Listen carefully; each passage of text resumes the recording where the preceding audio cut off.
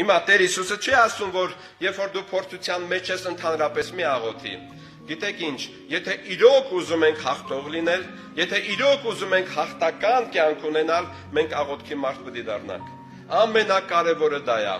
Կգա ժամանակ գիրկը կվերցնեն մեր ձեռքերից։ Կգա ժամանակ պաշտամունքները չի լինելու։ Կգա ժամանակ ոչ մի հորդոր չի լինելու, բայց աղոթքը քեզանից չեն կարա կտրեն։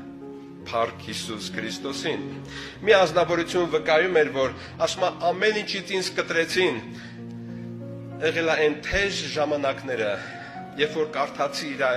իր կյանքի օրագիրը, ասում եմ Տեր Աստված, ողորմա մեզի։ Գիտեք ինչ էին արել։ Ամեն ինչից իրան զրկել էին, որպեսզի կտրեին Աստծուց, չեն կարողացել։ Չեն թողել ոչ մի հաղորդակցություն, ոչ հոգևորների, ոչ ընտանիքի եւ այլն։ Ու մի հոգի ինչ էր ասել էր դրանք ունեն մի զորություն, որի անունը աղոթք է։ Միջև այդ աղոթքից իրան չկտրենք, մենք իրան չենք կարող կտրենք։ Ու այդ գեներալը գիտեք ինչ էր ասել, բայց աղոթքը ներսում է, ոնց կարանք այդ մարդուն, ասել էր լեզուն կտրեք։